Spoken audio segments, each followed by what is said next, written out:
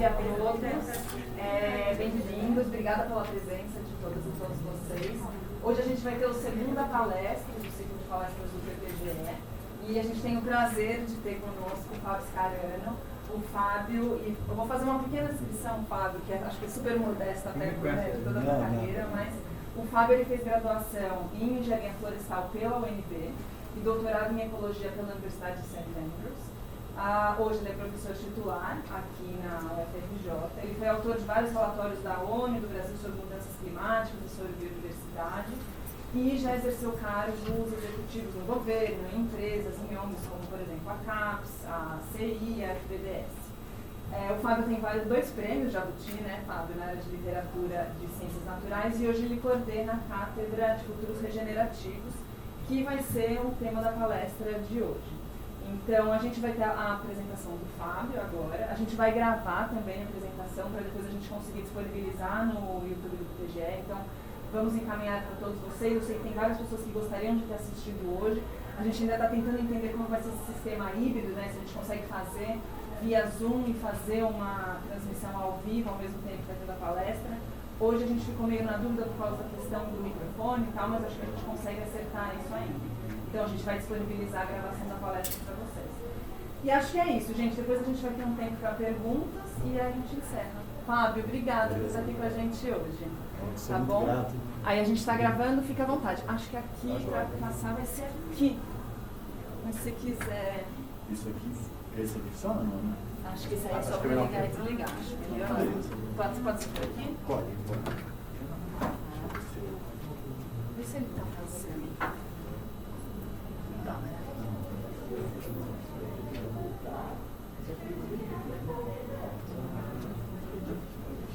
Aí, obrigada, Fábio. Vamos lá. Bem, boa tarde, pessoal. Imenso prazer, mais uma vez grato aqui pela oportunidade de estar conversando com vocês no seminário do PPGE. E o tema que eu trouxe hoje, como a Helena falou, vocês me escutam bem por causa da máscara? Sim. É isso que a gente está chamando de futuros regenerativos e que ao longo da palestra eu vou explicar da onde esse nome vem. Mas para contar para vocês como que eu cheguei nesse tema, nisso que eu estou fazendo hoje, alguns aqui já me conhecem há muitos anos e viram algumas das mudanças que eu tive ao longo das mudanças temáticas, né, que eu tive ao longo da minha carreira, para entender um pouco como eu cheguei aqui. Esse tema ele começou a me interessar ali por volta de 2011, tem uns 10, 11 anos atrás, quando eu fui convidado pela Academia de Ciências Alemã para uma conferência sobre a teoria de Gaia. E me foi pedido, na época, para pensar numa coisa que a teoria não tinha tratado diretamente, mas que pudesse ser aplicável a ela. E na época eu estava muito interessado em regeneração de plantas, e foi assim que eu ingressei nesse tema. E ao fazer essa exposição conheci várias pessoas lá e tomei contato com esse campo da filosofia chamado estudos de futuros. E futuros são coisas que vocês na biologia também estão sempre lidando, na biologia e na vida. Então muitos de vocês lidam com modelos, com previsão, com cenários, e essas são ferramentas que a gente tem à nossa disposição para lidar com futuros. Mas existem outras também. Parte do que eu vou falar é sobre essas outras ferramentas. E muitas dessas ferramentas de lidar com o futuro, vocês também vão ver, são ferramentas próprias da biologia. Então isso me interessou muito no começo, há 10, 11 anos atrás. Eu comecei como um hobby, uma leitura paralela nesse campo de futuros. E hoje chegou no ponto em que eu junto essas diferentes coisas. Isso veio numa hora em que o Museu do Amanhã, eu já trabalho com eles também há um tempo, em colaboração. Eles me procuraram para a gente construir uma proposta para a Unesco, de criar uma cátedra sobre futuros no Museu do Amanhã em parceria com a UFRJ. A gente submeteu esse projeto agora, leva uns meses para ser avaliado. E, em paralelo a isso, a UFRJ tem um programa de cátedras também. E, como eu comentei com eles que eu estava fazendo essa cátedra para o museu, eles falaram, Fábio, por que você não cria uma aqui? Aí criamos agora essa cátedra, que chama Futuro Regenerativo, e ela vai estar funcionando como uma espécie de ano zero dessa cátedra que a gente espera venha a ser aprovada pela Unesco, essa que a gente está montando junto com o Museu do Amanhã. Cátedra nada mais é do que um conjunto de pessoas que se reúnem para fazer uma pesquisa nova, né, e esse tema de futuro na UFRJ, a gente tem pessoas que tratam de diferentes formas, mas não necessariamente com esse arcabouço teórico que a gente vai estar mostrando aqui. E, além da pesquisa, tem um compromisso com o ensino e com a extensão. Então, o que eu vou mostrar para vocês primeiro é o arcabouço teórico, por trás do que a gente está interessado em fazer. Depois eu vou falar um pouquinho sobre como essa cátedra da UFRJ vai funcionar. E, como eu falei, vai ser um piloto para essa do Museu do Amanhã, que a gente espera que possa vir a ser aprovada.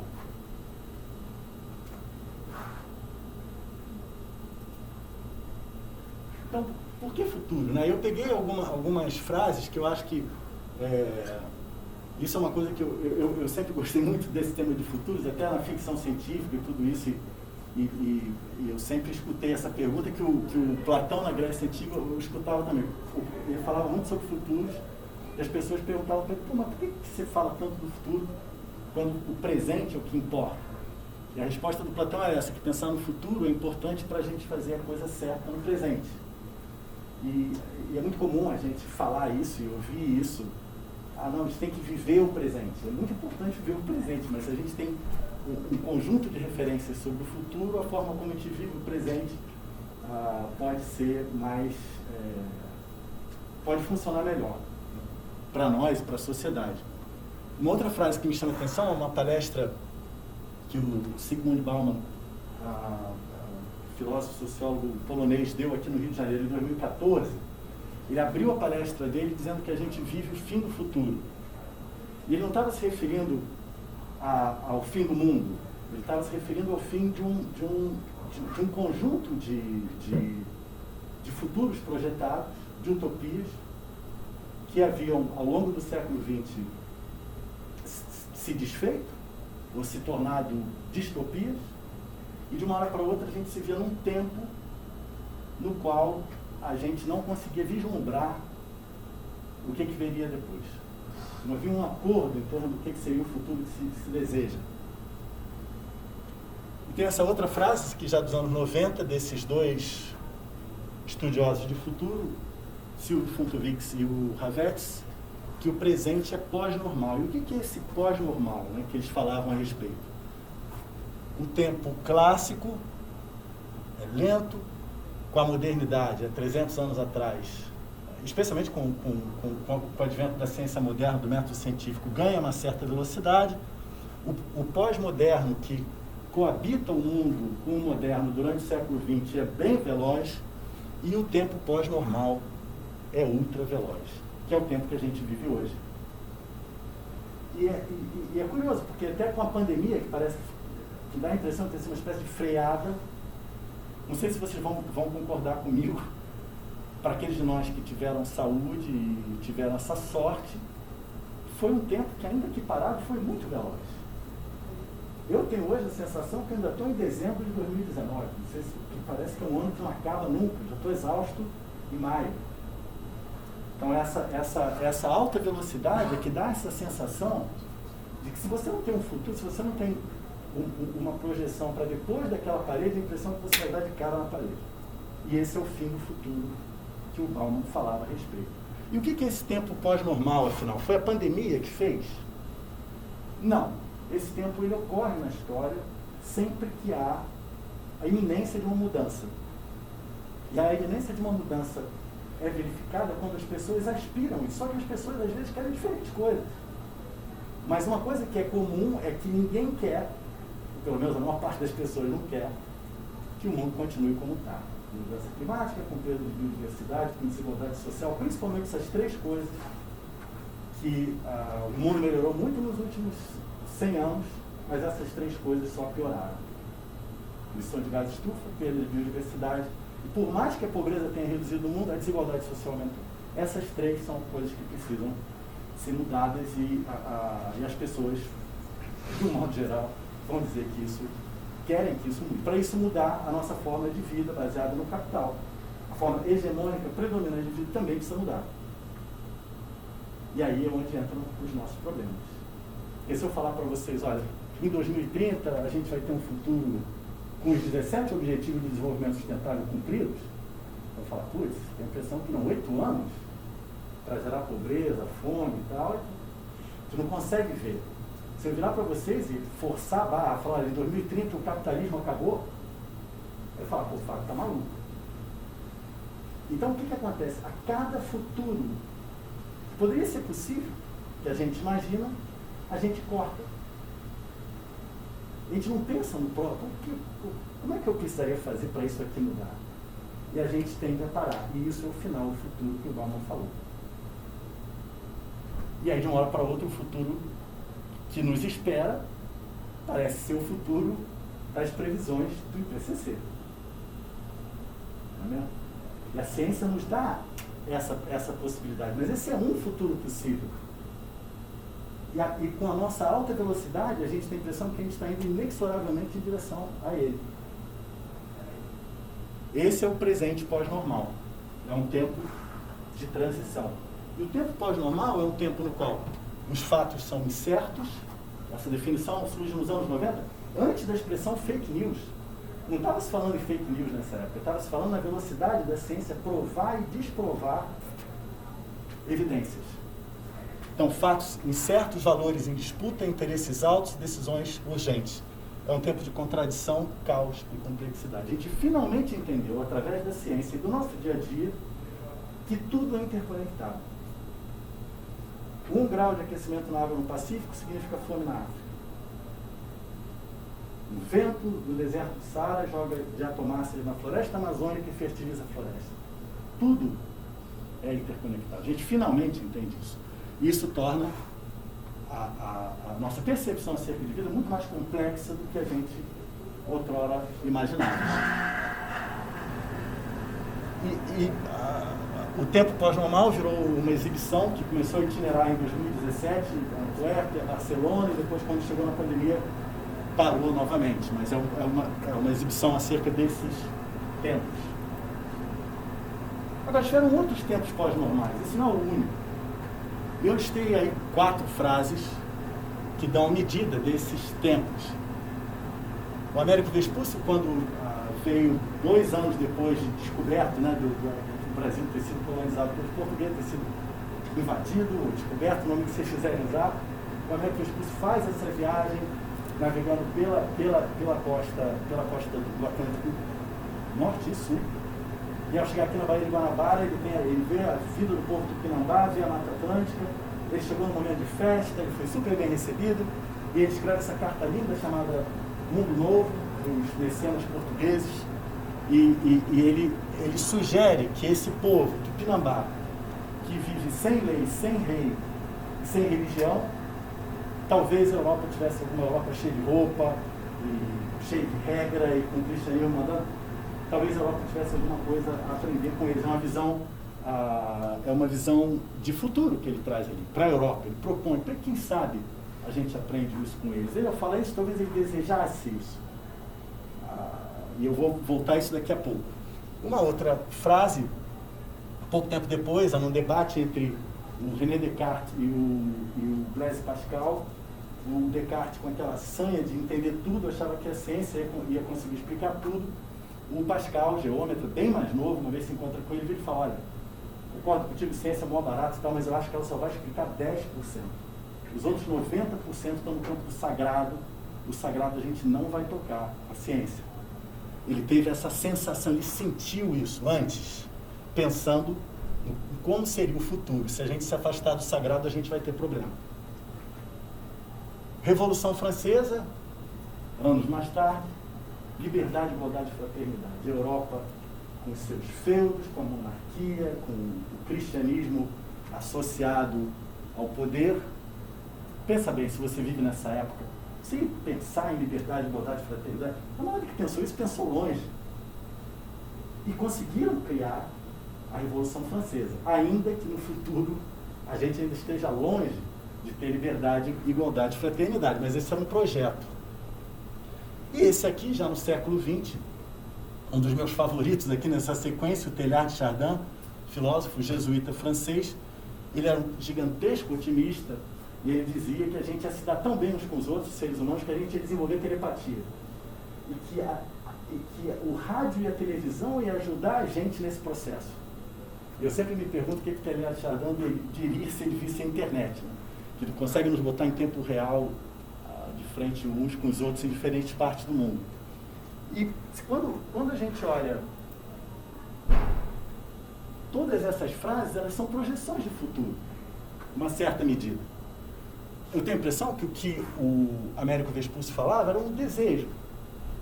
O desejo é algo que a gente quer, mas a gente não tocou ainda. E às vezes ele tem a impressão que está logo ali, mas às vezes ele muda. Mas ele é ligado ao futuro. O que o Blaise Pascal falou é uma previsão meio intuitiva. Eu acho que vai dar errado se a gente esquecer o sagrado. Liberdade, igualdade e fraternidade era um desejo, esse desejo se tornou um projeto, esse projeto deu força para uma revolução marcante na história da humanidade. E a fala do Teilhard de Chardin era um desejo dele, eu acho. Mas, de uma certa maneira, ele antecipou. Ao falar isso, ele viu esse futuro. De nós todos conectados por telepatia, tão amigos e amigas que seríamos uns dos outros. Ele enxergou isso e, de uma certa maneira, antecipou. Essa é a palavra. É uma palavra que eu vou voltar a ela daqui a pouco. Agora, com a ciência moderna, especialmente, e nós modernos, as nossas ferramentas para lidar com o futuro habituais são essas duas. A previsão e a prospectiva. No inglês, forecast e foresight. E a gente faz as duas muito bem. A nossa capacidade de prever futuros, climático, biodiversidade, tem uma certa margem de erro, mas o que eu tenho visto da minha experiência passada com mudanças climáticas, a gente errou para pior. O negócio foi bem pior do que estava se imaginando em 2008, por exemplo, quando a gente projetou que só em 2030 estaria acontecendo no Rio e São Paulo, que a gente já vê acontecer agora.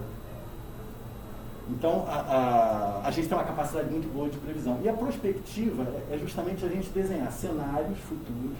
Então, assim, na previsão, a gente pega dados do passado e joga para frente. Estima como é que vai ser lá na frente. A prospectiva é meio que o contrário. Você imagina cenários futuros e aí você caminha do futuro para o presente. Muito comum de ser feito em empresas, no setor privado, em planejamento estratégico, esse tipo de coisa. Essa é a chamada prospectiva. Só que a gente prevê e a gente prospecta, projeta, mas curiosamente a gente não age. As previsões quanto ao clima, já tem aí 40 anos, o IPCC começa em 88, a ciência, acerca disso, vem de lá de trás, no século XIX já tinha gente falando disso.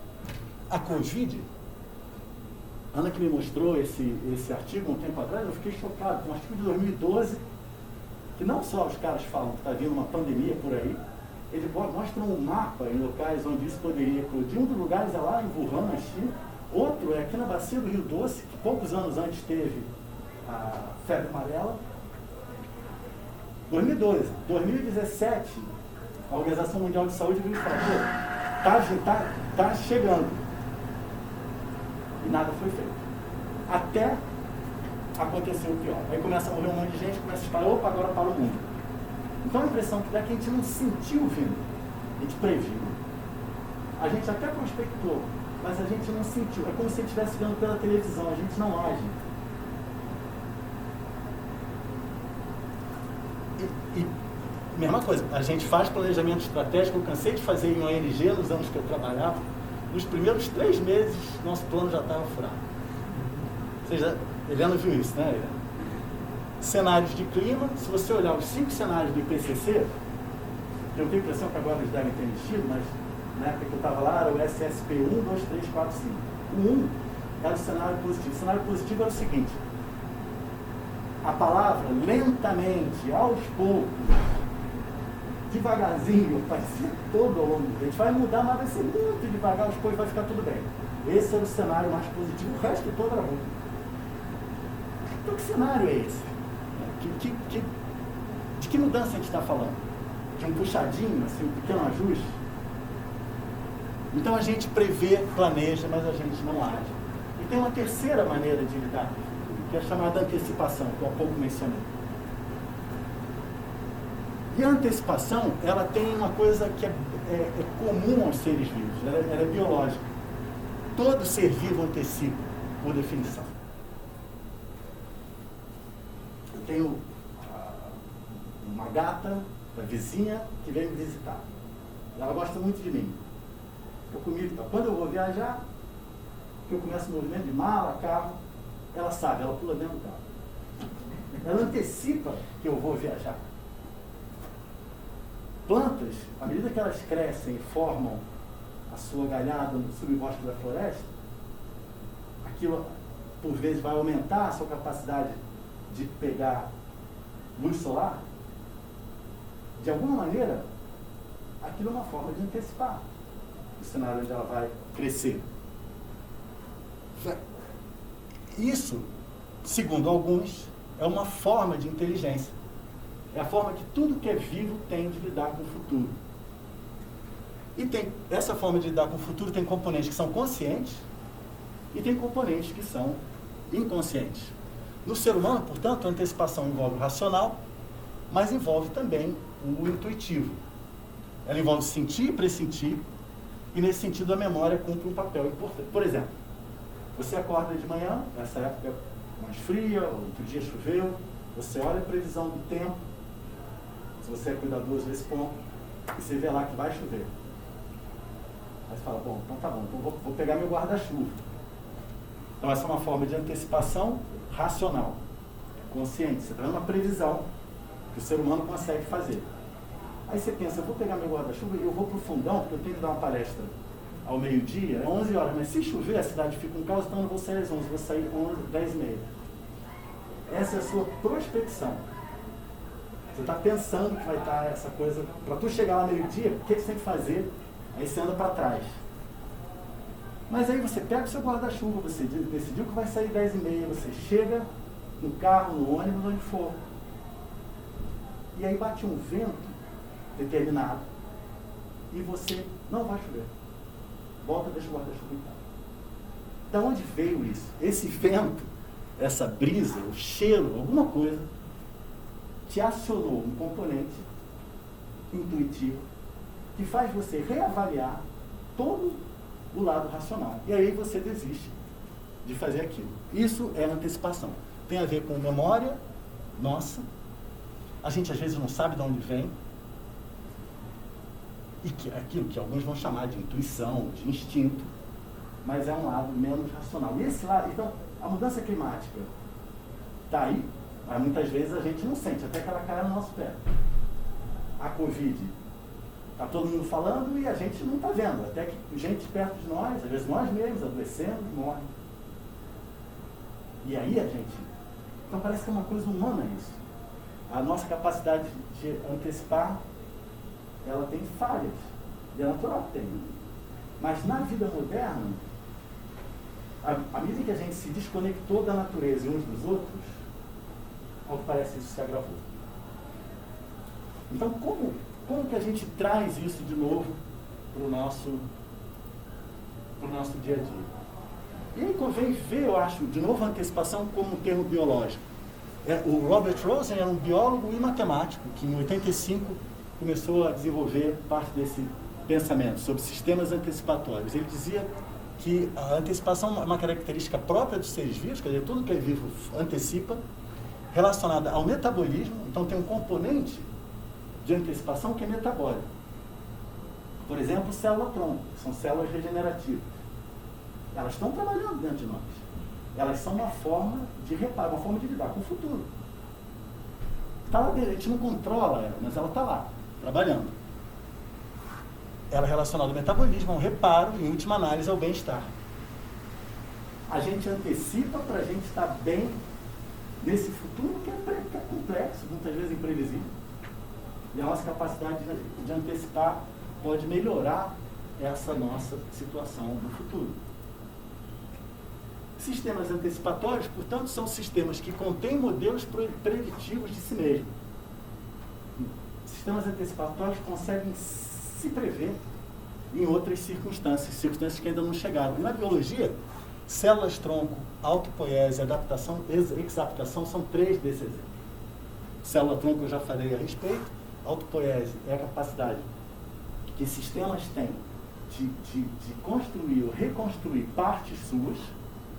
E exaptação, é um termo que o Stephen Jay Gould tratou muito, é a capacidade de se adaptar, entre aspas, para algo para o qual não se sofreu pressão seletiva. Eu vou dar um exemplo sobre isso daqui a pouco. E é curioso que esses 3 termos, células-tronco, autopoiese e exaptação, estão sendo usados hoje em cibernética, inovação, sustentabilidade digital. Todos esses termos biológicos estão sendo usados em várias dessas frentes hoje tecnológicas. Esse quadro é um quadro que me impressiona muito, da Márcia Falcão, chamado "Estou com medo de tiro". Essa criança antecipando essa possibilidade. Eu acho que está na memória dela e que faz com que ela antecipe um determinado futuro.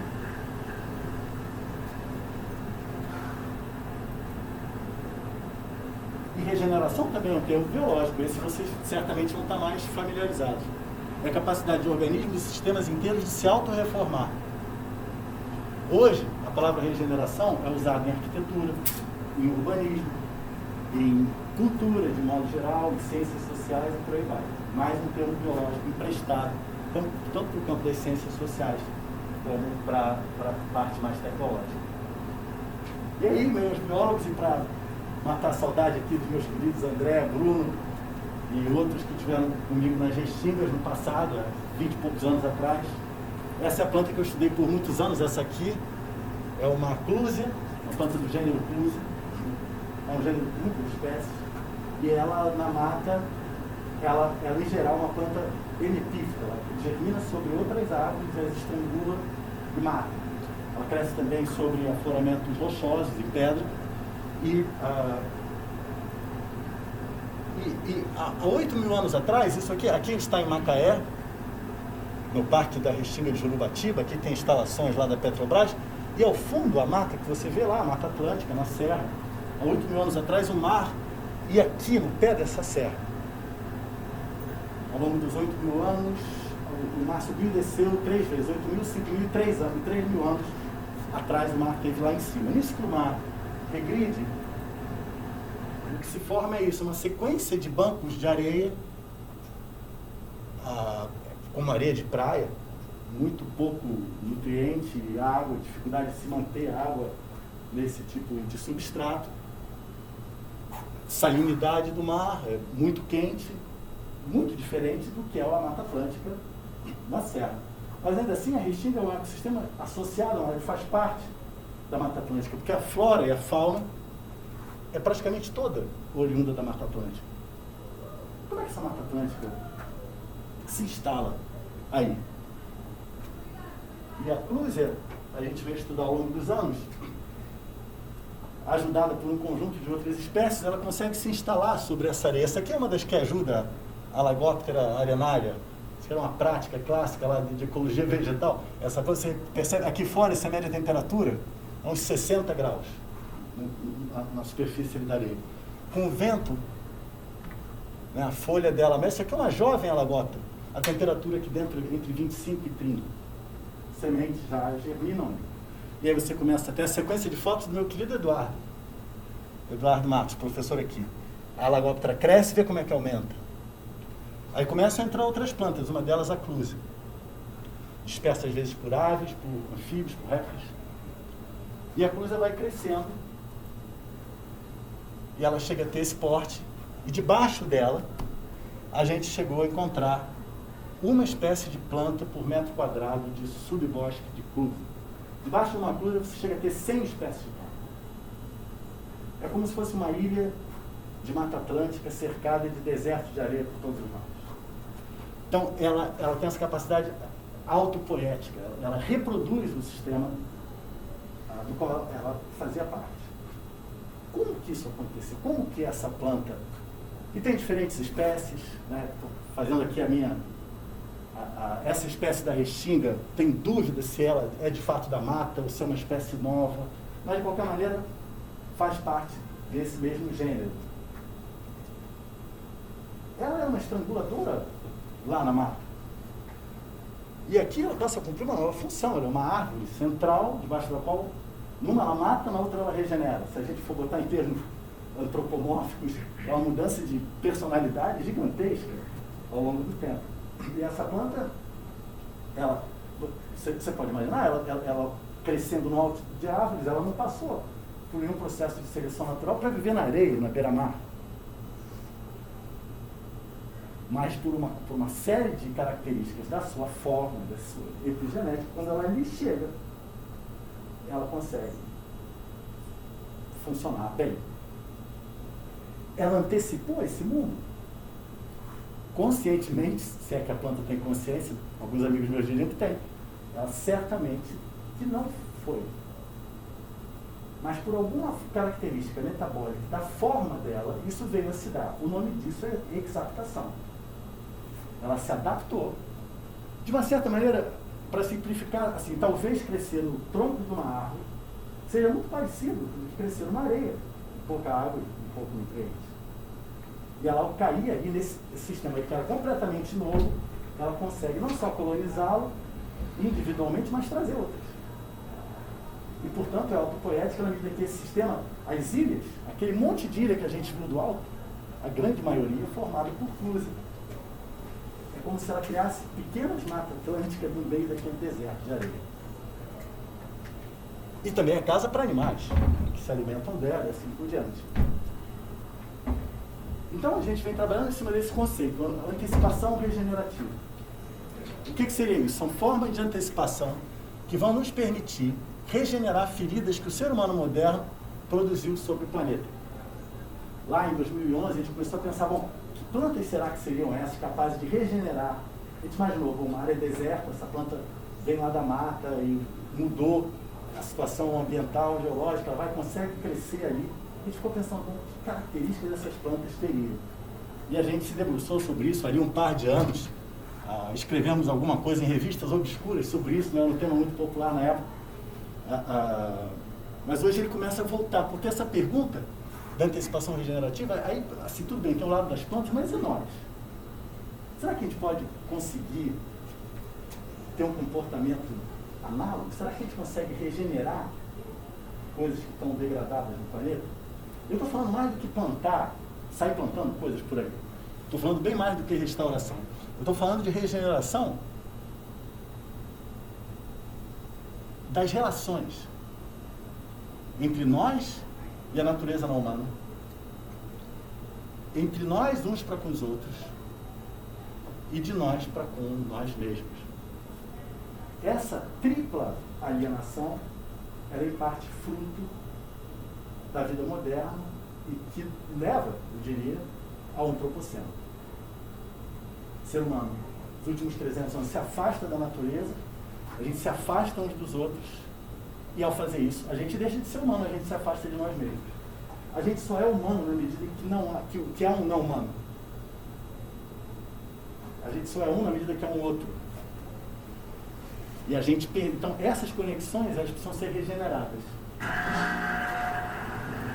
E para isso, a gente precisa antecipar, a gente precisa pensar nisso. Se a gente achar que está tudo bem, assim mesmo, a gente não vai fazer isso. Se a gente achar que a sorte já está definida e que a mudança climática vai varrer tudo, já era, a gente perdeu.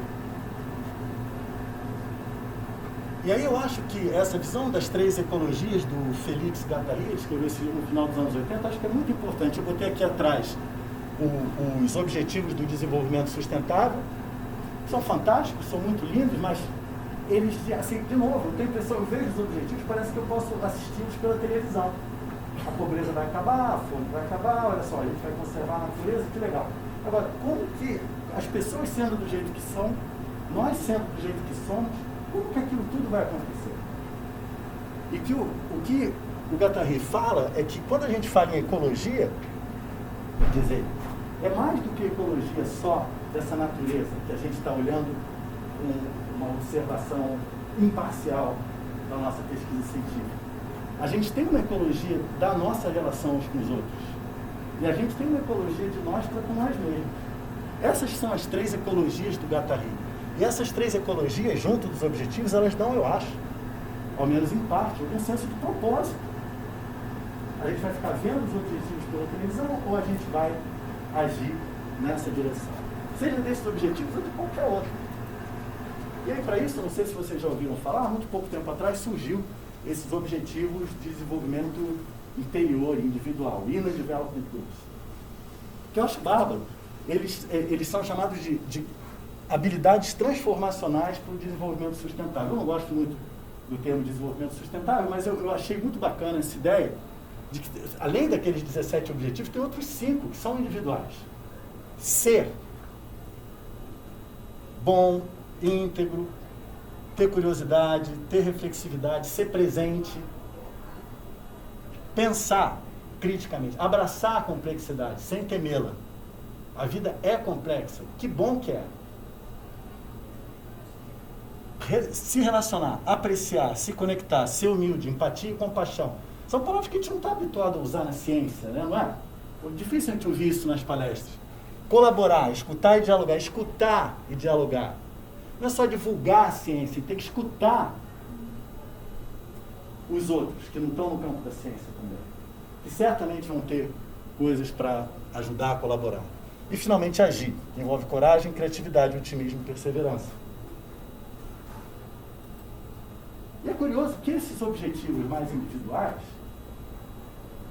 eles, a meu ver, dialogam com perspectivas chamadas pós-desenvolvimentistas. Isso não é o que vem depois do desenvolvimento, mas são visões alternativas à do desenvolvimento ou do desenvolvimento sustentável. O bem viver, aqui próprio dos vizinhos andinos, o moto é bem esse: descubram, ele está dentro de você.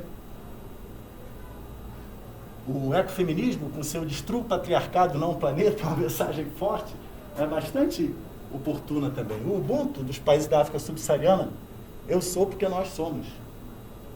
De novo, toda essa conexão. E a rede de crescimento, que é uma visão de uma economia que pode funcionar sem crescimento econômico, mas com melhor distribuição de renda e de bens. Todas essas visões, elas têm a ver com o eu também, com o interpessoal, com a relação com a natureza, e dão uma perspectiva, um conjunto de perspectivas que são alternativas a dos objetivos do desenvolvimento sustentável. E o que seria essa antecipação regenerativa? Tem 3 eixos que aí dentro da cátedra, inclusive, a gente vai explorar.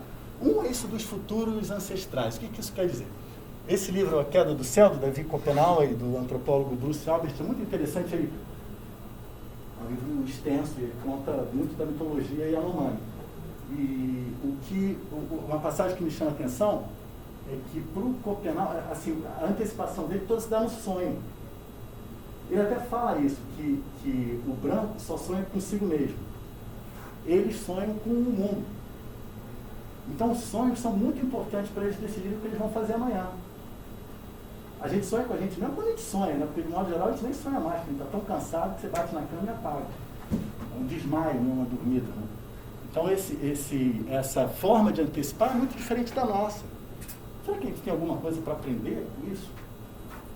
Será que isso abre outras possibilidades de futuro para nós, que não essa do fim do mundo, que está posta para a gente?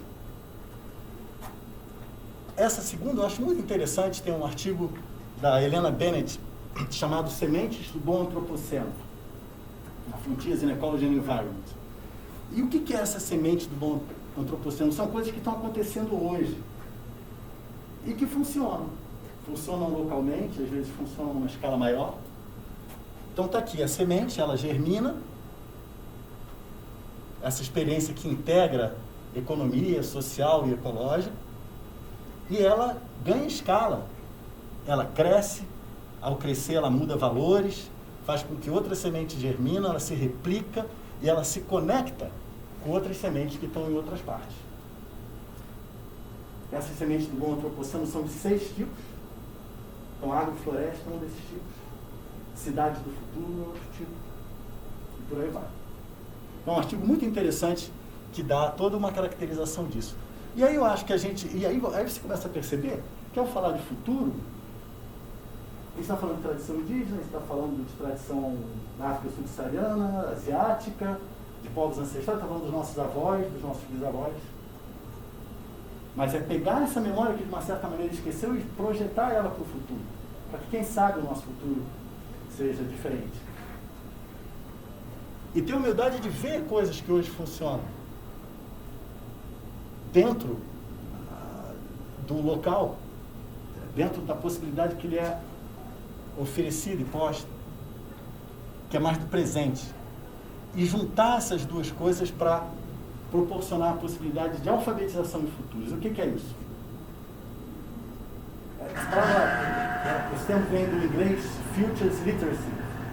E a alfabetização para nós, ela tem um pouco essa perspectiva de que um educa e o outro aprende. A alfabetização em futuros é um processo de aprendizado mútuo.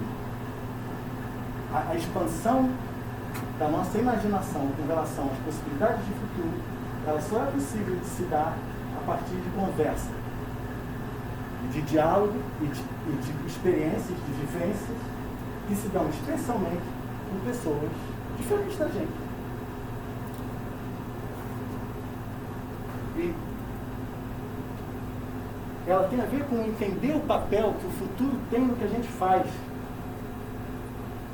Eu sou de uma geração, os meus amigos aqui, um pouquinho mais velhos também, devem ter escutado muito isso, que eu escutava isso em casa. Fábio, quando você faz um concurso público, já no Banco do Brasil, que era grande referência, para você ter sua casa própria e seu carro.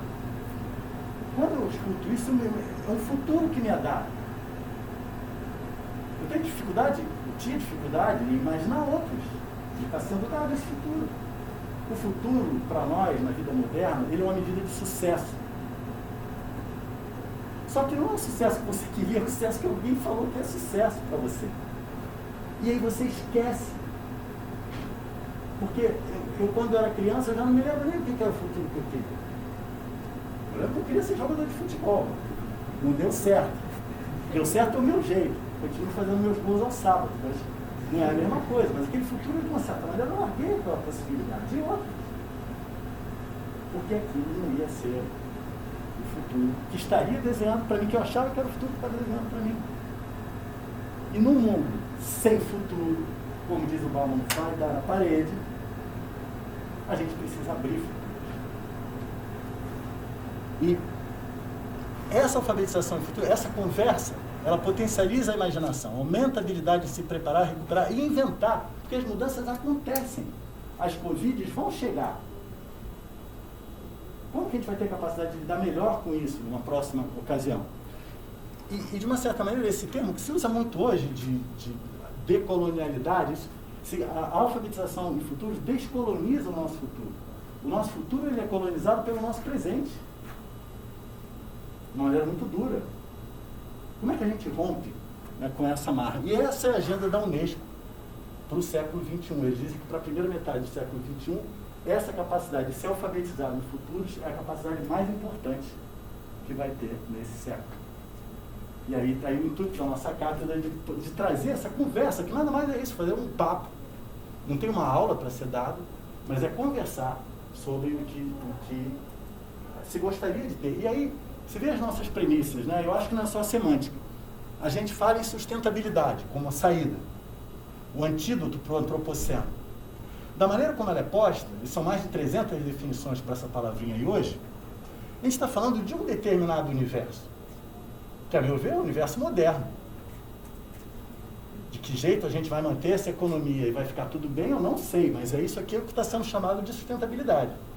Você, quando vê os 17 objetivos, eles são muito contraditórios um com o outro. A gente não sabe crescer economicamente e conservar a natureza, porque o que está dizendo é fazer as duas coisas. Aqui é o contrário. Mudança climática é hídrica. Redução de desigualdade com crescimento econômico não acontece. A gente viu isso 300 anos. Agora, se a gente falar em bem-estar planetário, se o nosso modo de vida respeitar e permitir que outros modos de vida continuem por aí bem, os indígenas, as mais diferentes pessoas, pô, aí beleza, aí isso é um bem-estar planetário, isso não é bem sustentabilidade. A gente está aqui. No jargão do clima, no qual eu tive envolvido tantos anos, a gente fala em mitigação. Vem coisa interessante. Até 2007 se falava em mitigação. Adaptação era para os bichos grilos. Mitigação só se reduzir um pouquinho, não deu. Em 2014 o PCC falou, olha, já era, agora entramos na era da adaptação. Caramba, adaptação tem limite. Mundo 4 graus acima de média do que é hoje, caramba, quem vai se adaptar? Poucos. Tem que ter ar-condicionado, vai ter que ter transporte, vai ter que se mudar. Quem são esses? Quem tem grana. Resiliência. O que é resiliência? A gente vai tomar paulada, mas a gente vai aguentar. A gente não fala em regeneração, a gente não fala em transformação. É mudar isso aqui, assim, chega. E a gente, na nossa ciência, a gente se debruça na previsão, na prospectiva, e o que adianta? Previu o Covid, olha ela aí. Previu mudança climática, lá em cima de nós. Que essas duas são ferramentas de caráter não afetivo. A antecipação tem um componente racional não afetivo, mas tem um componente afetivo também. Instintivo, intuitivo. Então é bem mais do que só semântica esse uso de palavras. E quando a linguagem muda, é muito interessante isso. A linguagem diz muito sobre o futuro. Quando começa a mudar as palavras, é sinal que tem coisa vindo por aí. E a cátedra é isso, ela iniciou há um mês, tem uma parceria, como eu falei, né, da UFRJ, o Fórum de Ciência e Cultura, o Colégio Brasileiro de Altos Estudos, com o Museu da Manhã, a UERJ, a turma da UERJ está aqui, a minha querida Aline vem colaborando com a gente, a Universidade de Lund, o seu Centro de Estudo de Sustentabilidade, e o Museu da Manhã, o ramo internacional do Museu da Manhã também colabora com a gente nisso. Se iniciou há um mês, tem 1 a 2 anos de duração. O ano 0, como eu falei, é ligado à cátedra da Unesco, se for aprovada. Agora, em junho, a gente vai dar um mini curso de 4 aulas, uma vez por semana, chamado Regenerantes de Gaia. A gente vai dar um curso aberto, Futuros Regenerativos, no segundo semestre, em novembro, provavelmente, um curso de 15 aulas, aberto para graduação e pós. 3 livros devem sair entre esse ano e o próximo. A pesquisa eu vou falar um pouquinho a seguir, um conjunto de diálogos, e a universidade está no processo de criar um Instituto de Futuros, que vai estar sediado no Colégio Brasileiro de Altos Estudos lá na Praia do Flamengo. Tem participação em congressos internacionais, em curso. Eu adoro essas figuras aqui. Esse artigo eu recomendo também. Vê bem, na Ecological Economics, um artigo sobre o tarô da pesquisa transgressiva. Muito interessante esse artigo, não entendo nada de tarô, mas eu passei a entender um pouquinho ao ler esse artigo aí na Ecological Economics.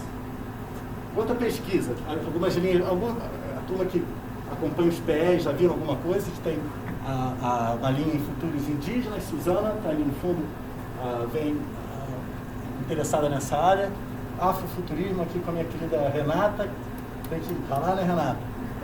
Semente da Boa Cidade com a Vitória está por aí também, cadê a Vitória? Ali. Antecipação e inteligência em plantas com a Luana da Botânica, Luana não vem por aí.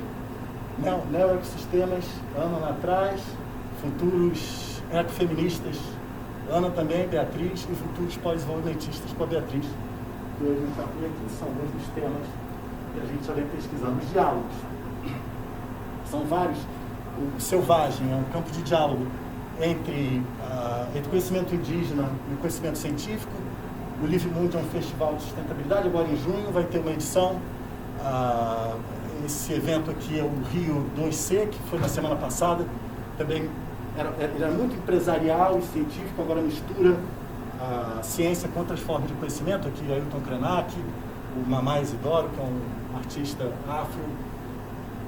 Fé no Clima, que é um projeto de diálogo entre religião e ciência. O projeto Fases, que é um projeto muito interessante de meus colegas do Ceará, sobre educação ambiental, toda baseada nas 3 ecologias do Guattari. Eu venho colaborando com elas também. E também uma colaboração com colegas na arte. Isso aqui é a Gaia Árvore Mãe, em parte inspirada na nossa cruz e que inspirou também minha querida Lu a fazer esse desenho lindo aí. Fechando, vive essa tripla alienação que eu falei, né, de uns para com os outros, da gente para com nós mesmos, da gente para com a natureza, que nos trouxe ao antropoceno, as mudanças climáticas. A ciência prevê, mas não tem ação, nem nossa, nem política. Por isso as 3 ecologias são importantes para a gente pensar num futuro regenerativo. A gente tem que rever nossas premissas para ser capaz de descolonizar futuros. Isso depende de diálogos. Eu vejo um papel imenso para o Brasil nisso, pela diversidade que a gente tem, étnica, cultural e linguística. E eu acho que isso pode... é uma maneira importante para evitar que a gente desemboque em distopias como essa. E quem sabe numa utopia assim, uma interação com a natureza, com muito verde, com muita tecnologia também, tudo isso misturado. E com isso encerro, agradeço vocês pela atenção. Desculpa se eu me alonguei. Alonguei muito, Helena? Não, tá tranquilo. Então tá bom, Obrigada. gente. Obrigado.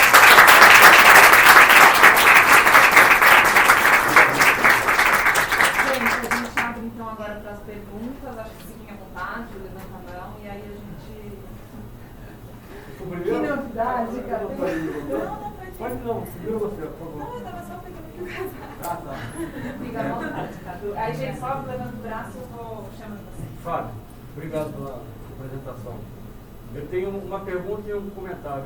Bom, primeiro, é interessante ver que você está no Instituto do Futuro. Organiza por uma mensagem espacial, ela me contou um pouco, né? Achei a iniciativa excelente. Quero até ver se eu interajo mais com ela. Tá, sem dúvida. Essa questão da antecipação é muito interessante, mas ela é um tanto idiosincrática. Cada indivíduo vai ter a sua antecipação. Né? Então, assim, uma visão de ser, né, uma coisa mais pragmática. Se cada um tem sua antecipação, como é que a gente vai funcionar em grupo? Né? Onde é que você pode... Eu posso antecipar o que eu vou fazer. Né? Mas se a gente pensar em grupos de sociedade, como que a gente vai funcionar? Né? Será que a gente não corre o risco de pessoas mais poderosas darem o caminho da antecipação porque elas têm mais poder? Essa é a pergunta. E o comentário, essa questão que você colocou, né, mostrou como meio impossível juntar desenvolvimento com preservação da natureza. Sendo um dos últimos slides, você falou que isso é complicado. Eu acho que é possível, né, mas tem uma questão de valores. Eu, por conta do meu interesse em licenciamento ambiental, eu andei nos relatórios, né, sobre energia eólica no Nordeste. Ninguém tem dúvida de que energia eólica é uma grande alternativa para gerar energia. Tem tudo de bom. Só que no Nordeste está dando errado. Por quê? Porque eles estão desmatando a Caatinga. O resto de Caatinga está sendo desmatado para colocar parque eólico. Por quê? Porque é terra mais barata, é terra pública, é terra devoluta. Então, na matriz econômica, eles vão economizar no lugar da terra. E aí estão acabando com um finalzinho da Caatinga. Ou seja, o Brasil tem capacidade de transformar uma boa ideia, né, numa má ideia. Né? Isso é triste, mas eu acho que tem solução. A questão é como que a gente muda esses valores. E aí fica mais uma questão, você como pensador, né, nessa escala nacional, você acha que é possível a gente como país repensar esses valores e transformar numa boa ideia, num bom resultado, como a energia eólica? Na verdade, são duas perguntas. Né? Não, as duas ótimas e elas me dão a oportunidade de tocar num ponto que eu não toquei aqui, que é de quando a gente fala eu estou falando em futuro, a gente está falando em futuros, porque diferentes pessoas têm diferentes expectativas e antecipam de forma diferente. O que precisa haver é uma combinação para que esses diferentes futuros sejam possíveis e sejam harmônicos com os outros. Busca convergência? Depende de convergência e depende de um diálogo que não homogeniza, que privilegia a existência dessa diversidade lado a lado. E isso nos parece muito difícil. Então, quando a gente fala sobre isso, a gente não consegue imaginar isso. E aí é isso que eu falo. Como é que a gente... Porque isso só vai acontecer se a gente conseguir imaginar isso.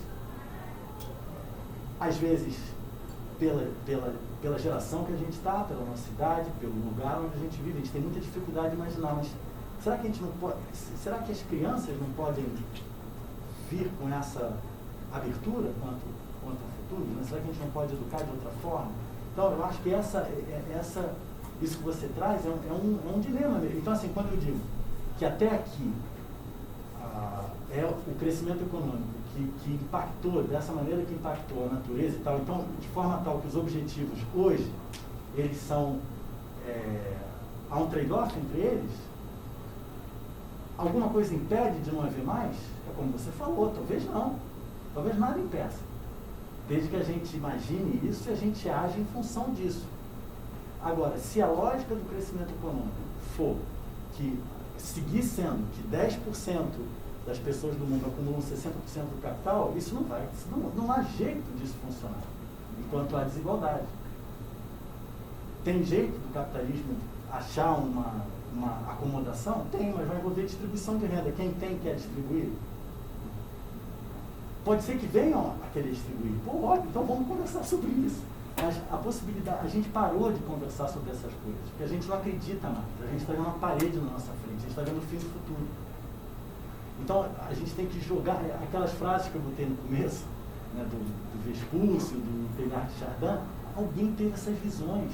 Um camarada lá na França virou e falou aí, liberdade, igualdade, fraternidade. Mas que loucura, cara. Imagina o que era esse cidadão no meio da Europa feudal e imperial. Não, doido. E fizeram uma revolução. Então, o que impede? Aí a gente não acredita nem em revolução mais. Não vai dar, não tem energia. Mas eu acho que à medida que a gente conversa sobre isso, à medida que a gente escuta outras visões de mundo, e eu te falo isso, não é que eu creio nisso tudo não, tem um monte de coisa que eu acho também que não vai dar. Até que vem alguém e fala, eu sou fácil de convencer, até que vem alguém e fala, não, Fábio, vai dar, eu tô dentro. Então eu acho que é um pouco isso, viu, Cadu? Só se eu não estou, mas será que a antecipação ela tem que ser feita pelos líderes? A gente está numa época que a gente não tem líder, né? Então, mas a gente precisa de... Isso é outra coisa. Então, essas premissas, né, que a gente tem, será que a gente precisa mesmo? Será que elas são boas premissas? E no mundo em alta velocidade, ultra complexo, a gente não sabe amanhã. Eu acho que com toda essa coisa eletrônica, você tem a posição da liderança muda muito. E ela às vezes está em guetos também. E esses guetos ainda não estão se encontrando. Aí tem duas visões também de mundo possíveis que eu tenho lido. Uns que acham que toda essa pulverização de ideias e de movimentos sociais, que são muitos, né, hoje, isso mostra uma fragmentação que vai gerar caos. Outros dizem que essa fragmentação toda está se encontrando. E ao se encontrar, a gente vai ter um salto em escala em pouco tempo. Diferentes movimentos como esse do pós-desenvolvimento que podem conversar com o objetivo do desenvolvimento sustentável, podem combinar. E essa conversa não tem havido. Obrigado. Dani. Oi, Dani.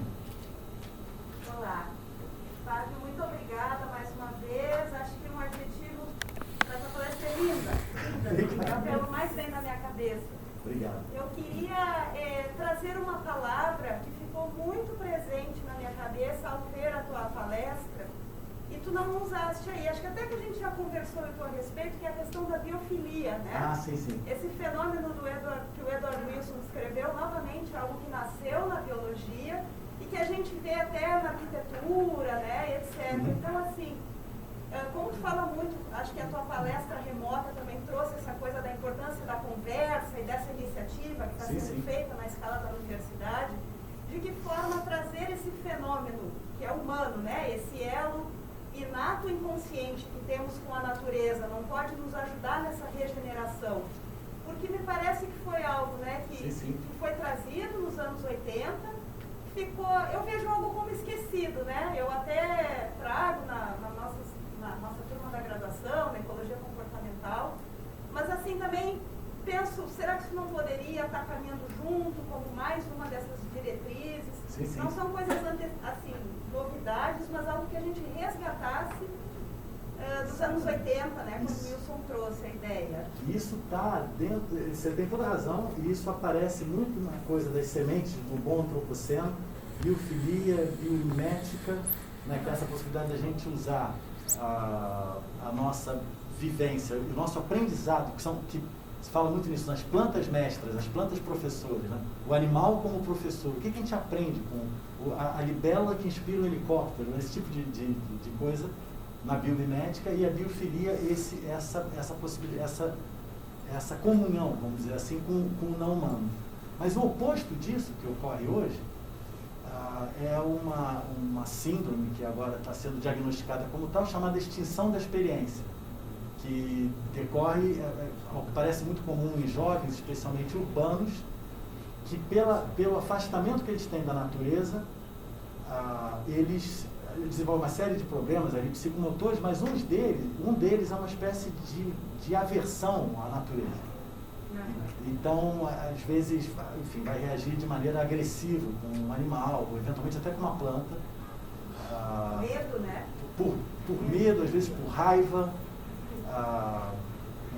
não consegue perceber um irmão ou uma irmã, como Francisco de Assis diria, nesses outros seres. Né? Isso é o oposto da biofilia, e que hoje é tido como uma doença. Então, dentro dessas sementes do antropoceno, tem vários exemplos terapêuticos, né, do uso da natureza para, enfim, bem-estar e melhora de vida das pessoas de um modo geral. Então, está totalmente dentro, viu, Daniel? Obrigada. Obrigado, sempre muito bom te ouvir. Eu tenho duas perguntas. A primeira me surgiu até por conta do que o Cadu perguntou, sobre esses diálogos de vários futuros possíveis. Em princípio, lógico que soa bastante razoável, mas até que ponto a gente toparia acomodar futuros que são intoleráveis? Porque se tem alguém que tem um futuro... Aí é onde entra a ética. Exatamente, não percebe, vamos conversar com todo mundo. Só que se tem um cara que almeja um futuro, que é racista, o outro que valoriza o patriarcado, o outro que tem que extinguir povos indígenas, etc., a gente senta para dialogar com pessoas que defendem futuros intoleráveis. Então esse é o primeiro ponto, assim. E, de certa maneira tem a ver com um pouco com esse aspecto da antecipação que o Cadu levantou também, que eu fiquei pensando muito, até quando você deu alguns exemplos, fiquei pensando que eu tenho trabalhado com a ideia de holobionte. Tá? Assim, você deve ter um exemplo da planta, pensando no subbosque. É uma perspectiva de antecipação que depende do que a gente entende como indivíduo. Né? O que é um indivíduo? Nós não somos nada sem a nossa flora intestinal. Tem plantas que não sobrevivem à seca, não porque elas não conseguem fechar o estômago, mas é porque tem hifa de fungo impedindo que o estômago feche. Então, aí é que entra esse holobionte, que é a ideia de fenótipo estendido. A capacidade de uma espécie, de um indivíduo lidar com variações ambientais é o somatório das características dele e dos outros, que pode ter um feedback positivo, negativo. Então, aí eu fiquei tentando sair dessa escala do indivíduo para o nosso sistema. O que a gente já não é esse holobionte todo, então? Isso. De que maneira, então, a gente pode almejar alguma coisa e tem um outro organismo interagindo conosco que puxa a resposta que seria positiva para trás? Como é que a gente sai disso? Então, seriam essas duas perguntas, né? A gente dialoga com futuros intoleráveis, e será que é esse diálogo com o futuro intolerável que já seria esse holobionte ou não? Fiquei tentando... Muito bom. Eu vou começar pela segunda. Então a gente está falando, eu mostrei para vocês aquela parte sobre sistemas antecipatórios, né, que é a coisa do Robert Rosen. Então, a gente tem sistema antecipatório, o organismo que vive lá no nosso intestino, o micro-organismo, ele tem um sistema antecipatório. Nós somos um sistema antecipatório e o planeta é um sistema antecipatório. A nossa cidade é um sistema antecipatório. Só que às vezes a antecipação, como eu falei, é mal feita e funciona mal. Mas todos esses sistemas têm capacidade de antecipação. Eles são sistemas vivos em diferentes escalas. E como você lembrou bem, uns estão dentro de outros, uns estão conectados a outros. Então, a sua antecipação, ela depende da antecipação do outro. Não basta você desejar. E aí é onde entra o ponto do Cadu. Isso tem que ser combinado. Agora, tem uma parte dessa antecipação que é inconsciente. Ou menos inconsciente para nós. Mas o fato da vida gerar condições para que haja mais vida, que é o que a teoria de Gaia nos propõe, que a Terra ela é ela é o que é, porque a vida é uma força geológica que não tem em outros planetas conhecidos. E essa vida garante que essa vida se perpetue aqui, até que o Sol exploda. Isso se dá com base num sistema antecipatório inconsciente. Pelo menos para nós. A menos que a gente tem uma outra força aí consciente regulando isso tudo. Mas a princípio é um sistema inconsciente. Assim como nós temos em nós uma parte inconsciente, como as nossas células tronco, por exemplo, que estão trabalhando aí. Então, isso tudo é conectado. E daí, para a gente perceber que nós somos um sistema antecipatório dentro de um maior, que a gente é só um pedaço dessa gigantesca vida, e aí me vem à mente uma comparação que eu acho muito interessante. O Jung, o psicólogo, falava que para a gente virar indivíduo, né, aquele ser que não se divide, a gente tem que fazer com que o nosso racional, que ele chamava de consciente, se conecte com o inconsciente, nosso e coletivo, né, que ele acreditava nessa coisa do inconsciente coletivo. A mitologia guarani diz o contrário, diz que há uma consciência planetária, que é o que alguns chamam de noosfera, e que nós somos partes inconscientes desse todo. A gente tem consciência de nós, a gente não tem consciência desse todo. E que essa consciência se realiza quando a gente ingressa na consciência planetária. E aí o nosso sistema antecipatório abrindo mão de determinadas coisas para fazer parte do todo. E aí é por isso que eu vejo com muito... Eu entendo a briga política que está por isso aqui, essa fala que eu estou fazendo, tem uma leitura política dela. Mas quando alguns colegas meus que estão lá com a mão na massa na política, eu falei, caramba, lá vem o Fábio com o Papo Paz e Amor dele, eu não vejo como a gente fazer qualquer mudança dessas se não houver essa mudança interior. Que significa a gente abrir mão, significa a gente mudar o nosso sistema antecipatório. E quem fala isso aqui para vocês é um cara que tem uma imensa dificuldade de fazer isso. Eu estudo essas coisas para me tratar. É basicamente isso. Mas eu acho que, eu não sei se isso responde, mas agora, quanto a isso, né, assim, tem coisas que a gente não vai aceitar, aí eu estou contigo. Tem coisas que a gente não vai aceitar, mas eu acho que antes a gente precisa conversar. Vou contar um caso muito pessoal aqui para vocês, eu não vou dar nomes, mas um amigo meu muito querido, pessoa foi muito importante lá atrás, no surgimento do PT, essa coisa toda. Assim que o Bolsonaro foi eleito, ele virou para mim e falou o seguinte, no carro, emocionado. Ele falou, Fábio, eu não sei o que a gente fez nos últimos 40 anos que a gente não conversou com esses caras. E isso me marcou tão profundamente, porque eu acho que ele tem razão, a gente não conversou com ele, a gente achou que não tinha. E estavam aí. A gente se iludiu, né? Não é? Então, acho que é um pouco isso, Bruno. Obrigado, Fábio. E o problema, assim, conversa leva tempo. E a gente olha e fala, pô, não vai dar tempo. Mas é como o Ayrton Krenak diz pra gente, antes a gente morrer de mão dada do que seguir o próximo maluco que aparecer por aí. Acho que o André estava com a mão levantada. Não sei se mais alguém. Fala. Fábio, obrigado pela palestra. Eu queria voltar num ponto que tem um pouco a ver com o que você falou agora, também, esse aspecto mais político, né?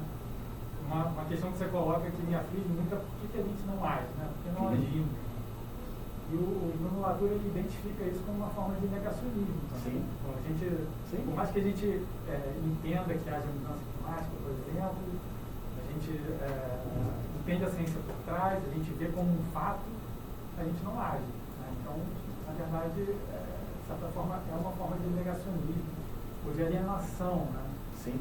E eu vejo isso, pensando nas causas disso, né? Eu vejo um pouco como uma certa despolitização, no sentido que a gente deixa de enxergar a nós mesmos como agentes políticos, né? Que são capazes de transformar a realidade que a gente vive. Você acha que essa é a causa desse fim do futuro que o Bauman fala? Ou isso é uma consequência da gente não ter, se a gente não tem para onde ir, a gente para de agir, a gente para de ser um agente transformador, porque não há uma transformação a caminho. Então, aí que tá, eu acho que tem uma transformação a caminho, porque tem pessoas que não viviam como a gente vive e que não estão surpresas com o que está acontecendo.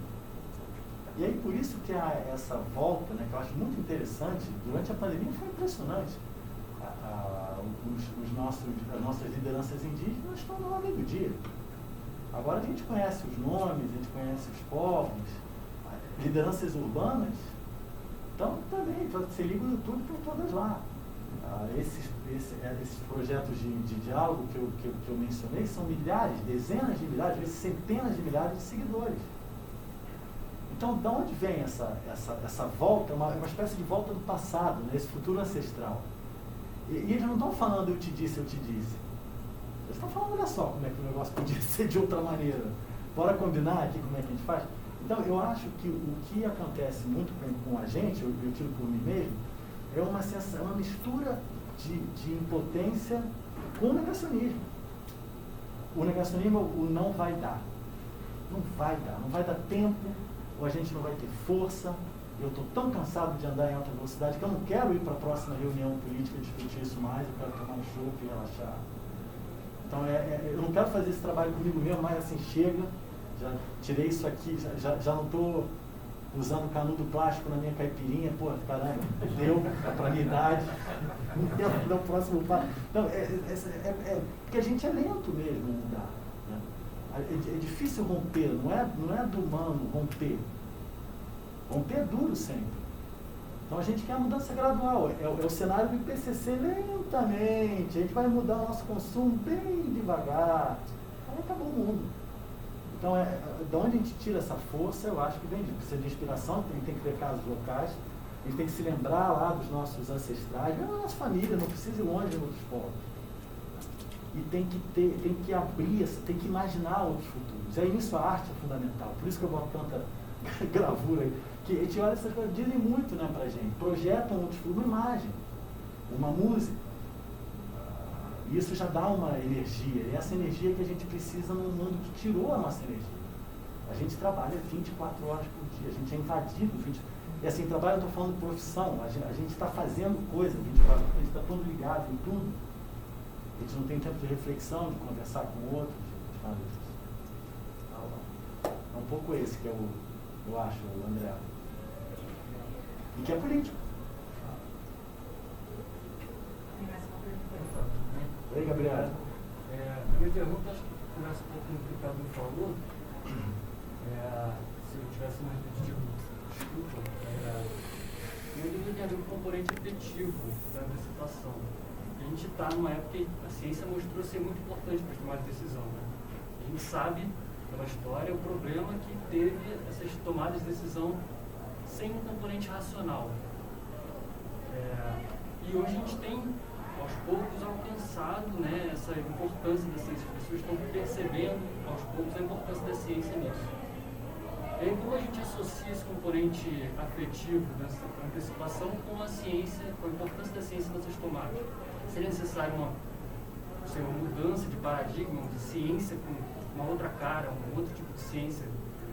Eu digo ciência não na ideia de ciência, mas como uma ferramenta de tomar decisão. Seria necessário uma mudança?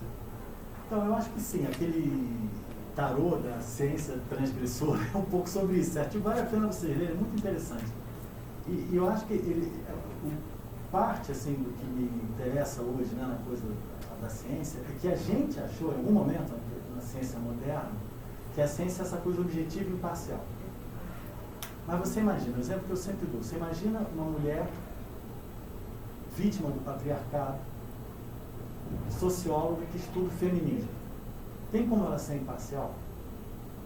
Ou é desejável que ela seja imparcial? Não é. Então isso se chama reflexividade. Quando eu olho, né, assim, para a pesquisa do nosso grupo naquela época, André, Bruno, eles estavam super interessados no processo de facilitação, quando todo mundo falava em competição. Por que a gente estava interessado em facilitação? Porque a gente queria ser diferente? Ou será porque em algum lugar na nossa formação, da maneira como educaram a gente, ou que a gente viu quando era criança, aquilo ficou na nossa cabeça e a gente conseguiu ver isso na planta? E aí isso de uma hora para outra virou a nossa ciência. Qual o objetivo é isso? Então essa impressão da objetividade na ciência, da necessidade da imparcialidade, ela eu acho que ela é parte do problema. Porque hoje há métodos para isso. A reflexividade crítica, a autorreflexividade são métodos para a gente trazer a nossa subjetividade para a nossa ciência sem violá-la, né, e sem derrubar a sua credibilidade. Uma das grandes feministas negras do mundo, Lélia Gonzalez, mulher negra, professora aqui da PUC, já falecida. Tudo isso que a gente fala, o lugar de fala de não sei quem inventou isso foi a Lélia. Isso está na ciência, está na sociedade, não é uma ciência. A Gaia não é prontamente testável, mas a teoria de evolução por seleção natural, se for ver bem, também não é muito prontamente testável. Então aí fazem parte do nosso... Então, e claro, elas tiveram seu momento, quando cada uma dessas ideias surge, isso está no meio. Então a gente não é tão objetivo assim. E eu acho que se a gente se desprende um pouco disso, eu acho que a gente começa a viver a ciência de uma outra forma. Especialmente com escuta, que é onde eu acho que ela tem tanto a crescer, né, no diálogo com esse outro saber. Assim, com os índios, né, eu sempre dou, que acontece muito, da gente estar batendo papo e tal, e eu falo às vezes das plantas que eu estudava, eles gostam de saber, eles têm uma curiosidade enorme por fotossíntese. Acham fotossíntese o máximo. Aí eu pergunto para eles como é que cura, como é que não cura, para que serve. Aí eles me explicam lá a coisa da cura, da espiritualidade, né, ligada às plantas, mas querem saber da fotossíntese. Então esse papo é que eu acho que é legal, mas por isso tem que ter essa abertura, né? Não é eu estou certo, ele está errado. É o que um aprende com o outro. Eu acho que é isso que a gente vem tentando fazer nesse processo de diálogo. Mais alguma pergunta, gente? Fábio, parabéns pela sua palestra, lindíssima. Obrigado. A minha pergunta vai muito na linha do que o André falou, porque pensando na questão do fim do futuro, né, eu fiquei aqui pensando como que a gente conseguir essa transformação, né, enquanto alocados em um sistema, né, regido pelo capital que se conforma com a tragédia, espetaculariza a catástrofe, né, e que se sustenta pela inércia científica, querendo ou não. Mais ou menos isso. Então, eu acho que o ser humano ele é fascinado pelo futuro, sempre. É uma coisa que interessa. Então, assim, o futuro é curioso, mas o futuro tem uma história. Foi visto de diferentes maneiras, em diferentes momentos, em diferentes tempos. E essa impressão de fim de mundo, ela veio milhares de vezes. E ela normalmente vem nesses momentos de transição, que a gente está saindo de um mundo e entrando para o outro. E, de fato, é o fim do mundo. É um mundo que não vai mais existir. O mundo medieval, existem partes dele hoje. O mundo grego, existem partes dele. Mas, em essência, aquelas formas de vida não existem mais. Essas coisas mudam. Então, a gente vive num mundo que está acabando. A sua geração, ela nasceu no meio disso. Esses últimos 30 anos, eu diria 35 anos, esse é o tempo pós-normal. Vocês nasceram no tempo pós-normal. Tem uma tremenda responsabilidade nisso. Não é fácil, né, viver nesse tempo. Na minha época de jovem, era fácil. Tinha dois mundos. Tinha um mundo com o governo militar e um mundo que votava. Eu queria um mundo que votava. Era fácil. Quando a gente conseguiu votar, eu não sabia o que fazia. Eu fiquei anos sem saber o que fazer. Juro pra você. Depois, e agora? Qual é a minha que bandeira? Eu tenho que mudar de time. Porque aquele mundo, espero eu, acabou para sempre. Então, a sensação de fim, era mais do que uma sensação. Os mundos acabam. E ainda bem que acabam. A gente celebra o ano, seja o aniversário, seja o final do ano, porque a cada ano que acaba é um mundo que acaba e nasce outro. As mais antigas religiões, essa visão da volta que o planeta dá para nascer um novo mundo. E ainda bem que assim é, né, que a gente se renova. Então a gente não tem que ter medo do mundo acabar. Mas o mundo acabar nesse sentido que eu estou falando, não a Terra. Porque a Terra, se a gente der sorte não bater nenhum asteroide por aí, ou tiver supervulcanismo, a gente é um planeta de meia-idade. A gente está vivendo a crise da meia-idade. Tem 4 bilhões e meio de anos, tem outros 4 bilhões e meio pela frente até o Sol engolir a gente. E a gente tem que ser esperto para não deixar de estar por aqui enquanto espécie. Ou não, quem sabe seja bom estilo. André. Professor, obrigado pela palestra, também adorei. tenho uma pergunta mais prática, mas acho que uma coisa interessante também é pensar naquele livro Colapso, que ele narra algumas, esqueci o nome que ele dá, mas algumas condições para se ocorrer o colapso, né, como ocorrer o impacto e tal, e uma delas é a falta de capacidade de perceber que o colapso está chegando e agir. Então isso é... Todas as sociedades que entraram em colapso ou que estão em colapso, boa parte estão relacionadas a essa falta dessa capacidade. E essa é a incapacidade de antecipar, ou antecipar adequadamente. Você não vê vindo. E o nosso caso, que eu acho que é pior, é que a gente vê vindo, mas a gente vê pela televisão. É como se a gente não sentisse. Até que cai no nosso pé e aí a gente... E essa é um pouco... Pegando o gancho que o senhor parece, porque a ciência dura não está faltando, né? Então, estamos conseguindo prever. Agora tem algumas outras linhas da ciência também que são interessantes, eu acho que pode te ajudar a compreender o mundo de outra forma, desde estudar menos a competição e mais cooperação e outras linhas científicas surgindo. Mas a minha pergunta é mais prática, assim, em termos do Instituto de Futuros,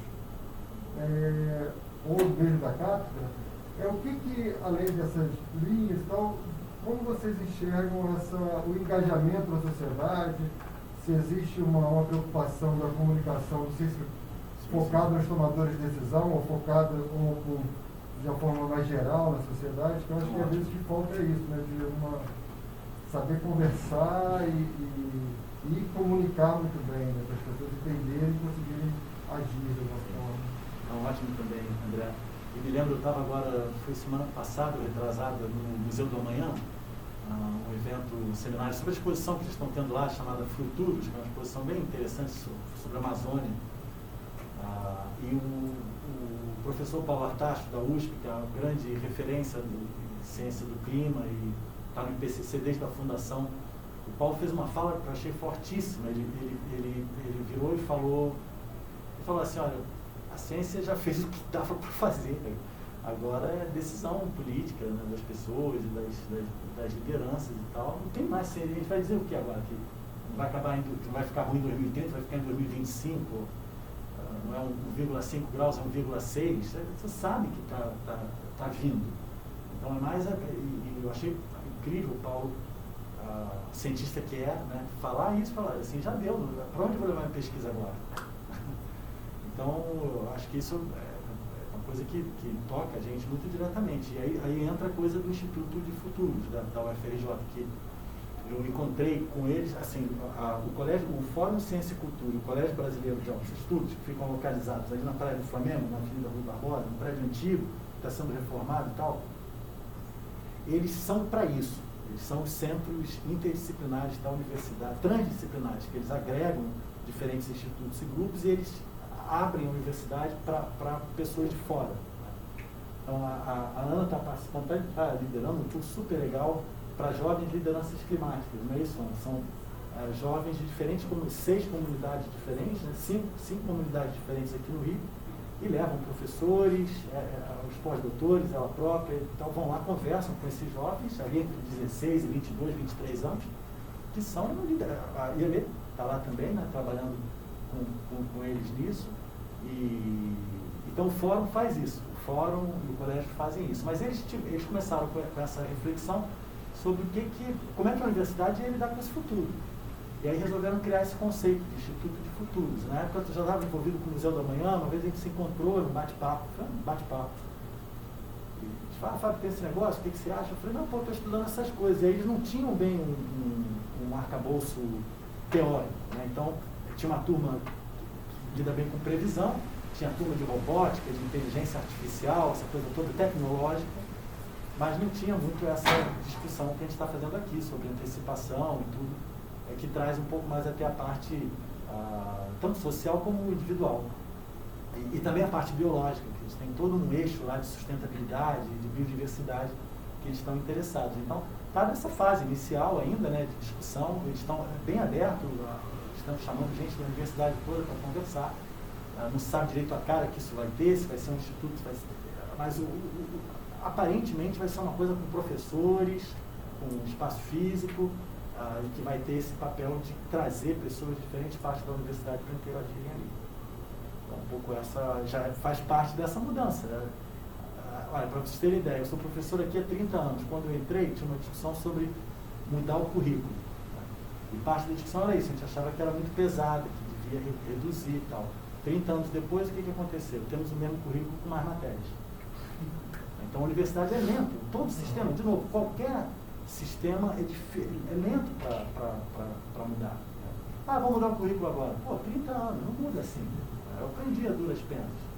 E talvez para melhor, estou querendo dizer que tivesse certo. Mas então tudo na universidade é lento. Eu tenho certeza que o Instituto do Futuro vai ser lento. E é bom que seja, porque a gente precisa discutir bastante para ver que cara que vai dar e o que vai servir. Vai ser bom para as empresas, vai ser bom para... Tá, mas é só isso que a gente quer? Pode ser bom para diferentes coisas. Né? Então está um pouco nesse pé ainda a discussão.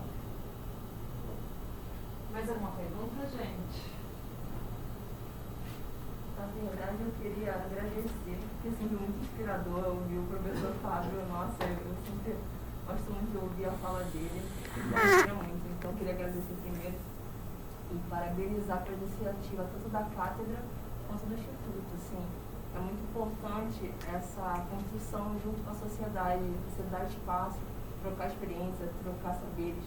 Isso é uma coisa que é muito importante para a gente construir um futuro que começa hoje, né? Sim, sim. Na verdade, já começou ontem, já começou hoje, enfim.